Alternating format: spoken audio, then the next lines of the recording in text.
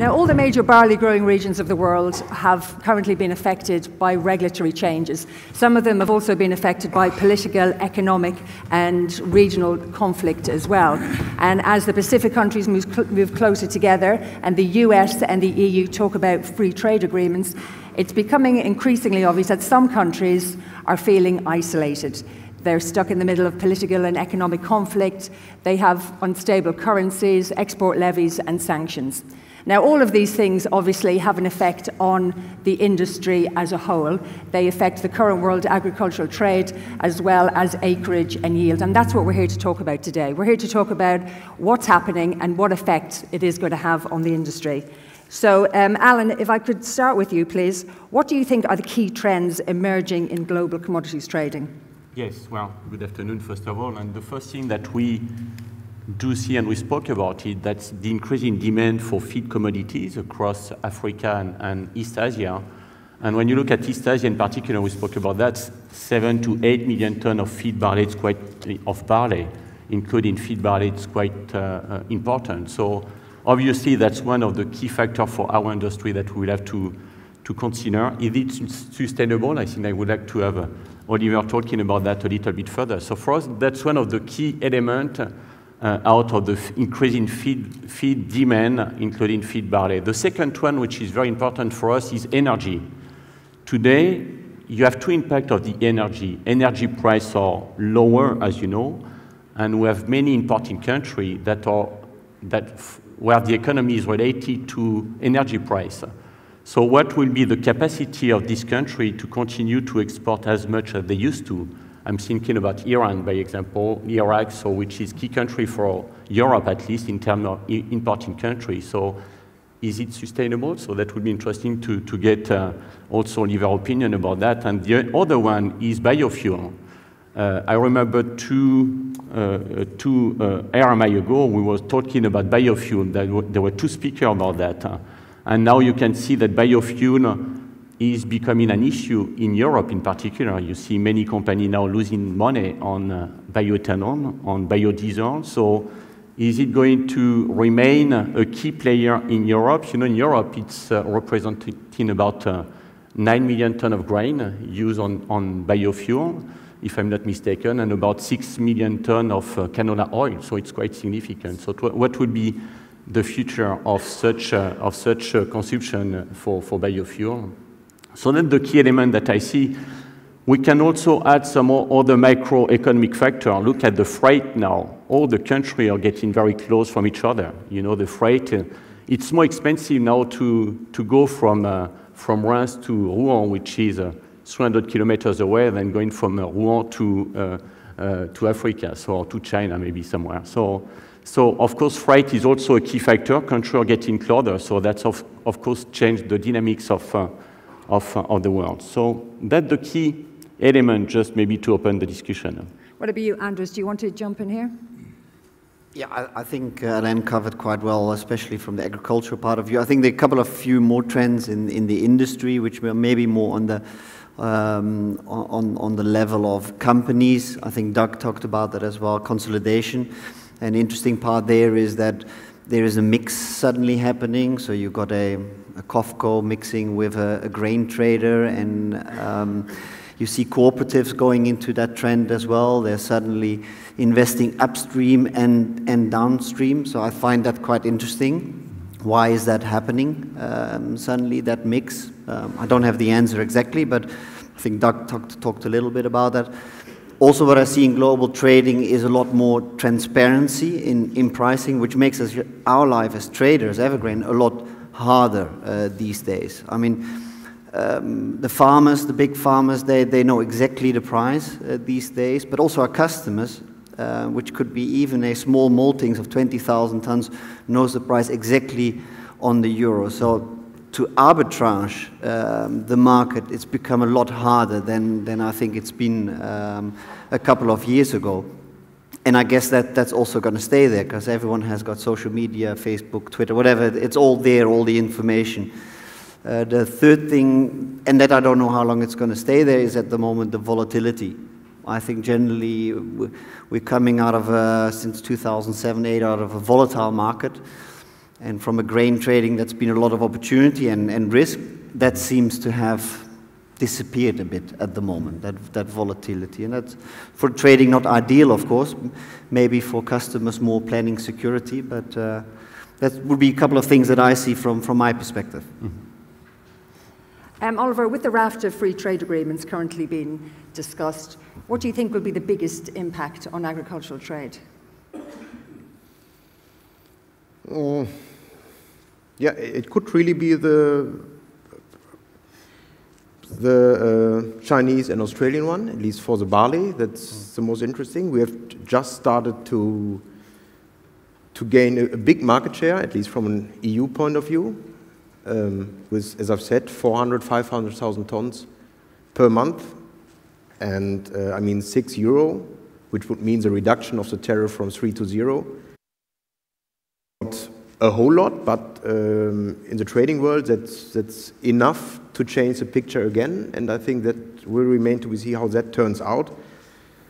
TTIP, of course, is very interesting. I mean, it touches so many issues, including GMOs. Nobody knows what happens. They say that will not change at all, for example, but at the moment nobody really knows it 100%. I think that has, of course, much more power, but it's too uncertain at the moment to talk about that because I do not know the contents. But what I wanted to add, I think, what we as a trading world have underestimated in the last 2-3 years, I guess, is the role of the farmer. And that has become much, much more stronger than 10 years ago. You already mentioned the transparency. I think the farmer is much better informed. I think the farmer is much better educated than 10 or 20 years ago.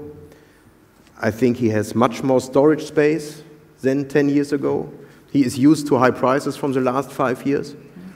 So I can only talk for us, but when we analyzed the markets over the last years, we thought, oh, huge harvests and so on, prices must drop further, to some extent at least, or we thought that, or I still think if these crops would have happened 2004 or 2002 or something like that, we would have dropped further than 150 matif or so. But I think the farmer has much more power, and that is something which we have to learn for the future, I guess. Doug, do you think the industry can profit with these developments? The industry, I think, is probably subordinate in the discussion. I think the industry will respond to whatever is put in front of them. I think maybe a more important question is how much food do we need and when do we need it? And then I think the concept about the farmer getting much more involved and having very clear signals about the environment that they're operating in and letting them make the decisions. So I think at some level here, if we have to double food production between now and 2050, and we already have roughly 1 billion people a day that are not getting sufficient enough calories to live, then I think the whole question about food security is probably more senior in terms of the priority than the trade benefiting and profiting on whatever the trade policies are, et cetera. I think that in general, we would like to see open global food trade, and so we can get the right signals to the producers and let them grow what makes the most sense in their area and get that food to the people that need it and hopefully have a developing economy such that they can afford it, and we can get total food security, which is much more around getting the calories to the people that need it and reducing the amount of really the starvation and undernourished people around. And I think that that's probably a more important question than who in the industry is going to benefit from or profit from these trade policies, because all of these trade policies, if it's not around open global food trade, are sub-optimizing the system. And if we don't have the system optimized, then how are we going to get the food to the people that need it, particularly when we're going to need twice as much food in not such a short period of time? So I think that's probably more important at this point. Good answer, yeah. Trevor, you mentioned in your presentation that China had taken most Australian barley and they paid a premium as well. What happens if China has a downturn? What happens to the fortunes of Australia? I think when answering that, you probably need to talk about the probability of that happening. In the brewing industry in China, I think the probability of a major downswing is pretty slim. But on the contrast in the feed barley space, I think the probabilities are high. As I said, nobody could have predicted it opening up, just as nobody's going to be able to predict it shutting down. But yeah, we're exposed in the feed barley space. If that shuts off overnight, well, then we're back to the status quo of looking at Saudi Arabia as our key demand point for feed barley, and that will have an effect on values. In the malting barley space, China takes 50% of all the malting barley that we grow. So clearly, if there's a major downswing there, we're exposed. Our other markets then become more important, but there will be a dramatic effect on the premiums that we have at the moment. Okay. But Trevor, if we put the figures together today, you produce 8 million tons of barley on average. You consume 3 million tons and you export already 5 million tons. So whatever the agreement is taking place, you will not have the capacity to export more barley anyway. So unless you switch from some destination to China, you pretty much at capacity today regardless of this agreement. Is it a fair statement? Yeah, look, I think if it happens, I mean, we're going to have to produce less barley. I mean, that's clear. Our markets, geographically, China is matched to us. We're going to have to cut a lot further, and the returns just won't be there for our growers. So there will be a rationalisation pretty quickly, I would suggest. But it seems to be at the end $6 for the farmer, right? If to take your $6. Yeah. I mean, I'm not sure it's going to be exactly to the farmer. There'll be a bit on the plate both ways, I'd say. Really? Actually, I'd perhaps just like to add here that we've talked about the grower and how do we get the grower to aim his production to the markets. It has to be transparent and the information has to be better. I'm constantly impressed by the way that now the markets have emerged in America and the EU, where the farmer's much more involved. He has many marketing options, he has means to put caps and collars on his prices, he's got hedges and all the rest of it. And the messages, I think, are pretty clear, whereas in the rest of the world, and especially in the part of the world I'm operating in, they're very unclear. And those reactions are over and under reactions to one set of circumstances. And I think, it's a big question, but how we get the transparency through to the farmer so that he knows what he's doing, basically. Because otherwise, if the market's low this year, he'll grow less of what was poor price like next year. It's very simple and very short term. Richard, with the current tensions between the Kremlin and the West and the crippling economic sanctions, what is the future for grain imports and exports in Russia currently? Well, it's a bit like looking in a black mirror, but if I knew that, I'd have a huge advantage. But, I think Russia is very much at a crossroads now. From my perspective, I see that, the negotiations have evened out when Merkel and Hollande went and negotiated a few weeks ago.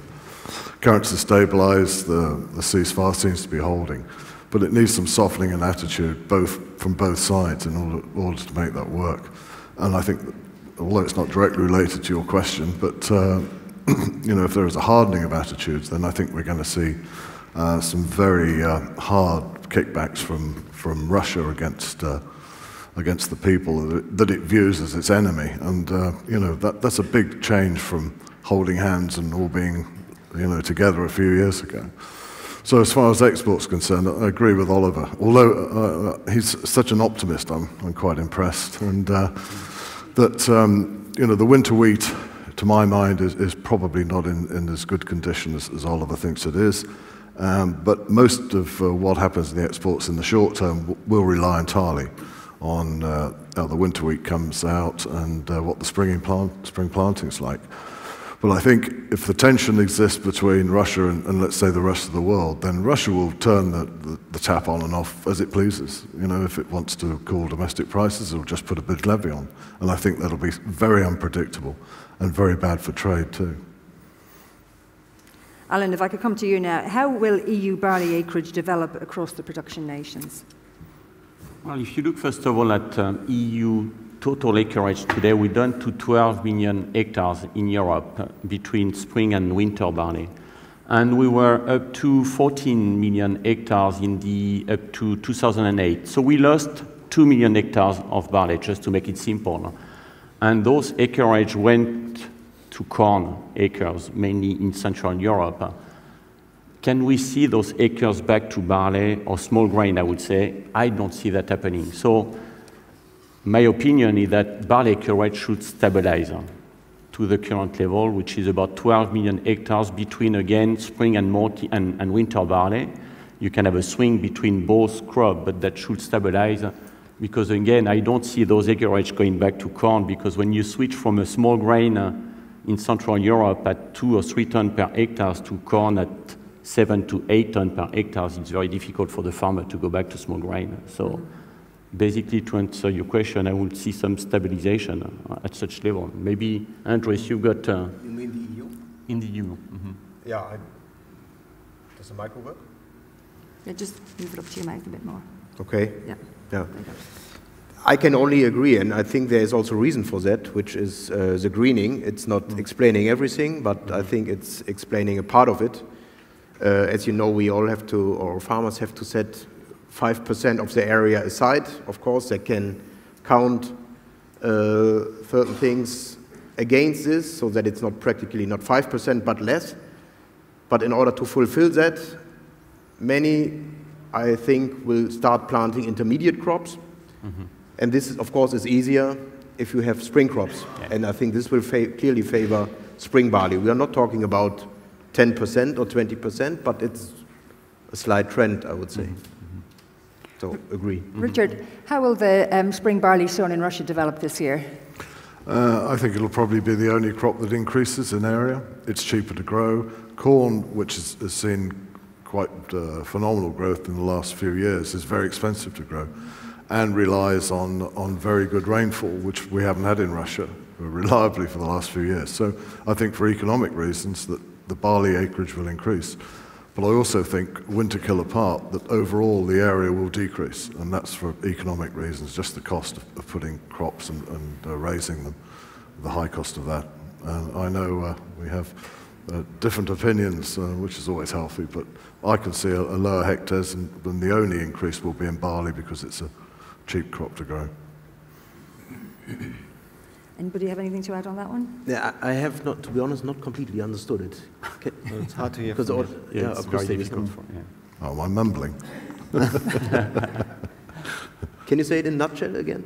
Yeah, I think overall in Russia, because of the economic situation, the overall hectares will fall, but within that, the biggest fall will be in corn because it's an expensive crop to grow, and that barley will increase. It'll probably be the only crop, I think, that'll increase in area. Mm-hmm. Yeah, I agree. Okay, yeah. Okay, that's fine. Yeah. Doug, the world is definitely getting more complex. How will consolidation and free trade change the malt market? I think if you look at the S&Ds on barley globally, you'll see a further tightening of malting barley in general. And so if the global barley trade, it looks like it could be increasing, most of it coming from the Eurozone. And then I think that in terms of the consolidation of the industry, it's really going to be much more around where is the barley going to come from. And I think that it's going to barley spreads will probably revert back to somewhat of a norm here at some point because it's going to be demanded from all regions. But I think that it will probably ultimately favor European regions in general because you've got the most consistent, the highest volume barley pool in the region.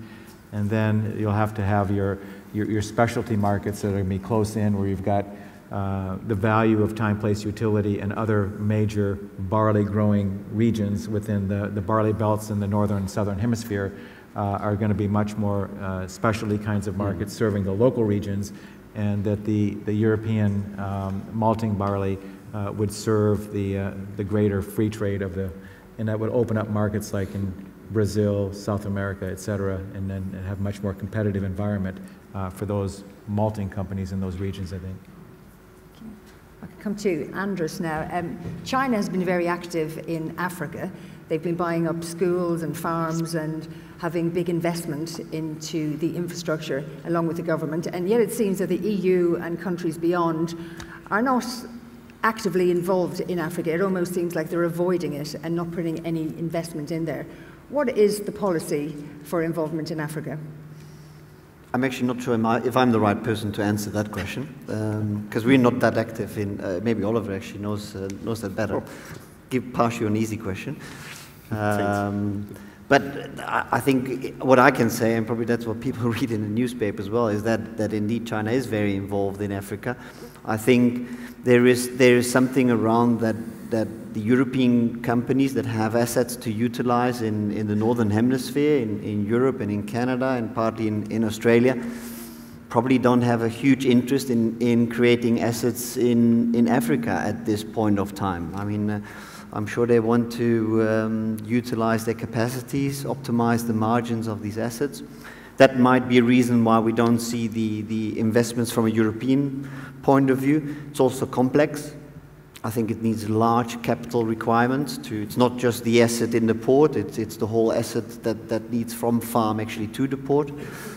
So that would be maybe a few thoughts from me, but I don't know how you or Alain. No, I may be a little bit controversial here, but when you look at many countries in Africa today, if you try to grow some wheat or whatever, it costs twice even more than what it would cost to do it in Europe. And the price of such commodities would be twice as much expensive than the one you could import. So it's going to happen, but it will take some time. It will take some time for many reasons, because you need to bring the technology, probably GMO will improve, but you know they need to get the technology. They don't have the infrastructure. It's small farm.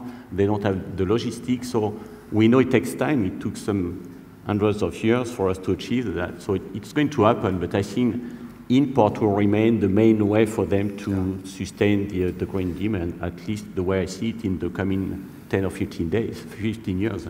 I may be wrong, but that's at least my opinion. I agree, and I think you can also say that in general terms. I mean, we see some strategies evolving at the moment. Also in the EU, we have already discussed greening or protein strategy as such. I think we have to pay attention that we keep the production in the world in those countries which have the competitive advantage. I mean, in Germany, we have fields in some areas of 11, 12 tons per hectare, in the UK as well, or sometimes even better. And if we say, okay, we set these areas aside, and therefore we produce it in other areas, be it even in Africa, and we can produce there 500 kilo per hectare or something like that, then it makes no sense, and we cannot feed the world. Mm-hmm. And then on top there is the infrastructure issue, which is, I think, a must, a precondition before we talk about other things. I don't think it's just in Africa, though, that we see these investments. They're going all over in South America. In Australia, we're seeing the similar kinds of investments. So it's not just an investment in Africa, it's an investment in a strategy that takes beyond the borders of China to be in a position where they can have greater control over the future of their feedstocks that they're going to be needing. I think so. It goes beyond Africa, and so I think it's a longer-term play in Africa than it is in some of the other areas. Yeah. Trevor, if I could come to you again. Australian barley acres are variable, but obviously with the increased Chinese demand and better farming techniques, what is the future of production? Yeah, so there is a groundswell of optimism in Australia and the Australian growers. They are excited. The gross margins have been good for barley, particularly malting barley over the last 2 years. But that said, Australian growers are notoriously modest with their planting decisions. They don't typically go for big swings in a particular year. Like I mentioned in my talk, the number one factor when our growers decide on a rotation is mainly about weed control. We've gone to continuous cropping, not recently, but for a long time. So weed control is a major factor. Obviously, gross margins and returns are in there as well, are in the mix. But I don't anticipate huge swings to barley quickly. I think it's going to be a modest increase over time, purely because of those reasons I mentioned. Thank you.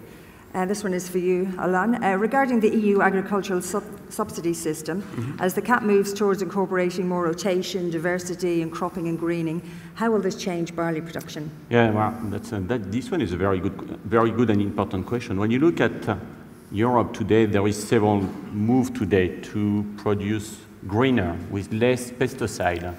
By example, in France, by 2025, we will have to reduce the use of pesticides by 50%. It's huge.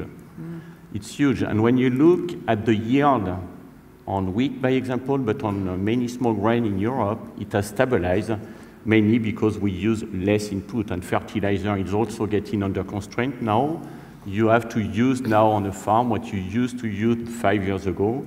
So you have a lot of constraint. And I think we are going to plateau our yield on many commodities, and on top of that, as you said, Oliver, GMO is not an option, or at least not in the short term. So we are putting a lot of constraint around the European farmer, and that's becoming, for me, a big issue. Of course, I mean, we want to produce greener than everybody, but at the end of the day, it's at the expense of the increased yield. So I think it's quite concerning. We have to be careful, because I think we have the potential, but we are going, right now, we limit the potential because we want to produce greener than some other place. So for me, it's a constraint which is quite concerning for Europe. Would anybody like to add anything else before we finish our panel discussion? No? If I could ask most of you to stay here, please, but we would like to thank Alain, Andries, and Richard. Thank you for joining us. You're now free to leave, thank you. Free. And we're going to replace you. Maybe just one point, sorry. because regarding Europe, there is one last thing I forgot to mention, because you know there is a protein production incentive in Europe. So I'm not saying it's a big move, but definitely some small grain acreage could be taken away by peas and soybean in some areas. So that's maybe something that should be mentioned as well. That should go against small grain and barley in particular. Maybe not a big move, but there is definitely some incentive, and subsidies could be linked to increased production of protein. So that could be a positive impact for protein and a negative impact for small grain production. Thank you. Okay, so Alain, Andries, and Richard, thank you for joining us. Thank you. Okay. Give them a round of applause, please.